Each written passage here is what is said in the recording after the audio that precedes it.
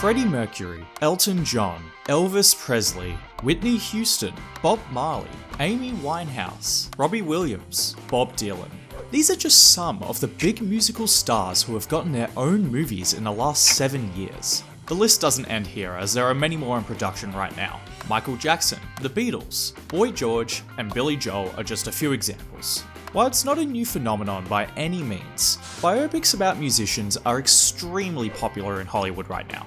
Obviously, their quality can vary dramatically, but it's hard to deny how much audiences around the world love them. It seems like every studio is jumping on the trend, but why is that? Let's break down Hollywood's current obsession, why most musical biopics fall flat, and how filmmakers can make them better.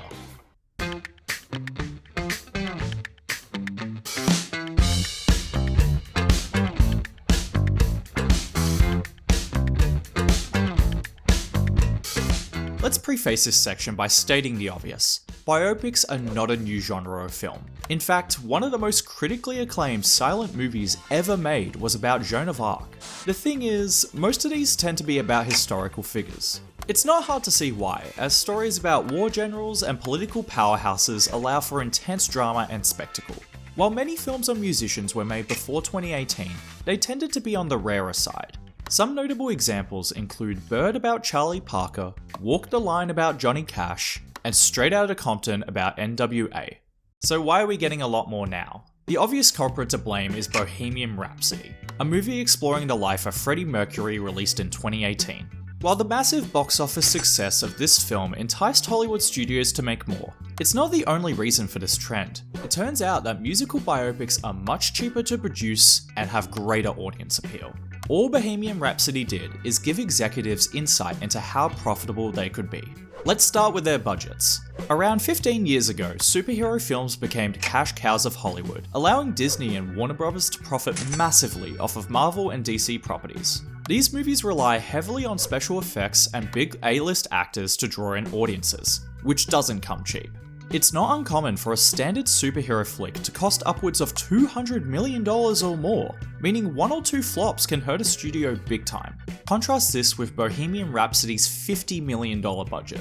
Considering it made over $900 million, outperforming around 2/3 of all MCU films ever released, it's not hard to see why such massive profit margins get studio executives fired up.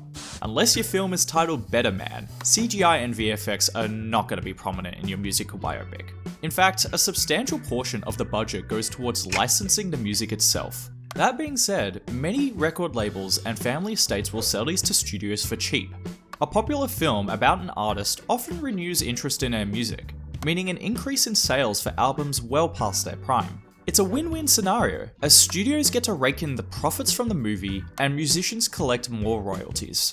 Even better, studios don't have to cast A-list celebrities for their lead roles very often. While people like Timothée Chalamet in A Complete Unknown can still be a box office draw, the original musician's name is often enough to convince audiences to see the film. If you're a massive fan of Elton John, then of course you're gonna see Rocket Man, even if you don't know who Taron Egerton is. Scriptwriting poses much less of a challenge too. It can still be difficult to dramatize events for the silver screen, of course, but writers do not have to brainstorm plot beats as much due to having a real person's history to work off of. All these factors contribute to a lower cost of production and easier marketing. It's therefore no wonder that studio executives want more musician biopics made, even if the next one doesn't reach the same level of success as Bohemian Rhapsody. Their low budget and almost guaranteed turnout by fans of the artist means that the film will at least make a profit.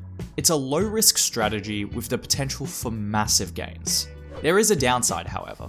Unlike other genres of biopics which explore a variety of stories, musicals tend to be very one-note. Studios might make films about different artists, but their tales often follow the same formula.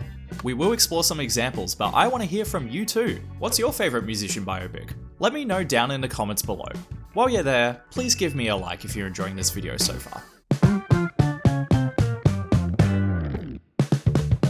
This might be controversial, but I'm gonna go ahead and say it. Most musician biopics are average at best. Yes, there are exceptions, but from a purely cinematic standpoint, they tend to fall flat.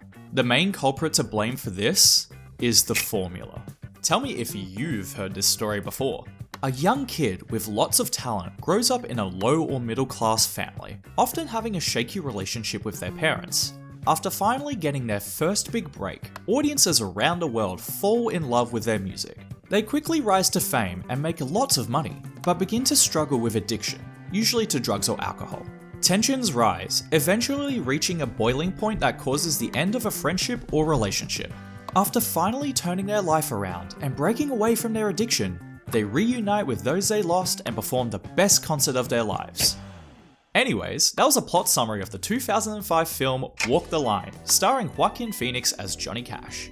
Not sure why you guys thought of Bohemian Rhapsody, I wasn't talking about that film at all. My point is that most biopics follow this exact formula. It's quite a unique situation when you think about it because these stories aren't bad in a vacuum. The dramatized life of a celebrity is often full of ups and downs, making for some exciting character progression and storytelling. Unfortunately, such a tale isn't unique, with many musicians going through the exact same trials and tribulations. What this leads to is a new version of Walk the Line every 6 months, following the same plot with a different artist. Fans will still go and see their favourite singers, but general audiences lose interest over time. Why bother watching I Wanna Dance with Somebody when you can get a similar experience reading Whitney Houston's Wikipedia article? Speaking of fans, that leads me on to my next point. When making a musician biopic, screenwriters often have a difficult choice. Do they prioritize historical accuracy to appease the fans? Or do they rework events for heightened drama and general audience appeal? It's a tough decision, as both have their pros and cons. Retelling the artist's life exactly as it was might be impressive, but it could make the film feel more like a documentary with no tension or drama. Usually screenwriters go with option 2 and stretch the truth a little bit to create an exciting tale. However, care needs to be taken when doing this, as they could potentially mischaracterize a beloved celebrity. This is exactly what happened with Bohemian Rhapsody, which is why many still criticize the film's portrayal of Freddie Mercury to this day.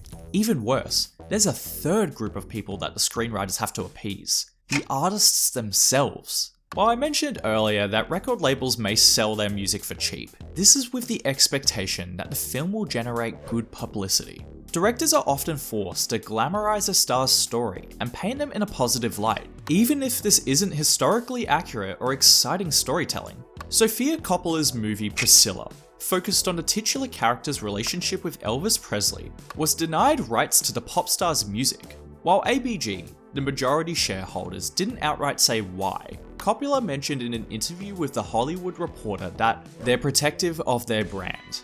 Given the movie portrays the real story of Elvis dating a teenager and their abusive relationship, it's obvious why the company refused. Since an artist's music is so vital in telling their tale, screenwriters are therefore restricted in what character flaws they can use to create drama, hence why so many films resort to drug and alcohol addictions instead of more morally dubious behaviour. All this is talking from a purely artistic standpoint, of course. The sad reality, however, is big studios do not care if a film is good or not, just whether it makes money. This is why we continuously get live-action remakes and sequels. I will cover this more in my next video on the Minecraft movie, so make sure that you're subscribed and hit the bell to be notified when that comes out. Back to the topic at hand, my point is that the formula has proven to be successful with general audiences, and good publicity for artists. This is why we will continue to get the same idealized American dream story every few months. I doubt any studio executives are watching this video, and none will follow my suggestions anyways. Still, let's not act like the genre is doomed to be a long catalogue of endless repeats. What can directors and screenwriters do to make a good musician biopic? Considering I've been hammering on about the formula, there seems to be quite a simple solution. Break it. This is much easier said than done though. How do you tell a unique story about the life of a musician if most musicians have a similar story? Well, why do we have to consider their whole life? Why not just focus on a very specific part of it? This is exactly what James Mangold does in A Complete Unknown. Instead of covering the extensive history of Bob Dylan, he specifically hones in on the first 5 years of his career. Unfortunately, I wasn't too big on this movie as I don't know much about the guy. That being said, I respect what the film tried to do. Rather than going down the usual rise to fame route, the story focuses on something unique to Bob Dylan. His change in music style and decision to play electric at the Newport Folk Festival. By getting extremely specific, the movie breaks away from standard tropes to give us a story that cannot be replicated in other musician biopics. Another thing I appreciated was the sheer amount of singing, which leads me on to my other suggestion. Considering these biopics are about musicians, it always disappoints me when the film contains little music. For some reason, studios have a false belief that general audiences don't like musicals. This couldn't be further from the truth, however, as demonstrated by the success of Wicked, The Greatest Showman, and La La Land. As I've discussed previously in my video on pop music in film, these songs have a lot of potential to enhance the core themes and character development of a movie. Considering an artist's work often reflects their own life experiences, it should therefore be extremely easy to include it in their biopic. Unfortunately, many studios tie their hands behind their backs by making their discography mostly a backtrack or used for concert scenes. Let's instead turn to Rocketman and Better Man for inspiration, as these movies take a page from the musical playbook. I bring up these two films because each of them contain a bunch of surreal, dreamlike musical sequences which are a joy to watch. Sure, the visuals are pretty, but more importantly, they exist in tandem with certain song choices to add depth to the story and emotions at play. Better Man was great at this, and shoutouts to the only 3 people watching who also saw the film. I'm a bit biased having grown up with Robbie Williams music, but Rocketman also does the exact same thing. Instead of using songs as a backtrack for a montage, like Bohemian Rhapsody, they are chosen for certain scenes to represent the character's internal conflicts and emotions. Goodbye Yellow Brick Road's lyrics describe leaving a fantasy world behind and going back home. So its inclusion in the scene where Elton John leaves the concert to check into rehab is very thematically coherent. Likewise, Angels does an amazing job at depicting Robbie Williams' grief over losing his grandmother. I also love how the rock DJ sequence demonstrates the members of Take That turning into massive assholes after becoming famous. Depicting a physical manifestation of the protagonist's feelings is something that musicals do all the time, so it makes perfect sense to transfer this concept to a musician biopic. While the plot of Rocketman and Better Man still stick to the formula, these scenes more than make up for it.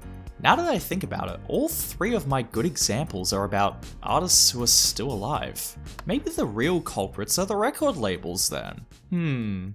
Just a little something to think about. Going forward, these are my suggestions on what directors and screenwriters can do to enhance their biopics. While many might be scared to include fantasy-like elements in their film, I'm of the opinion that a surrealist outlook on an artist's life leads to a more interesting story.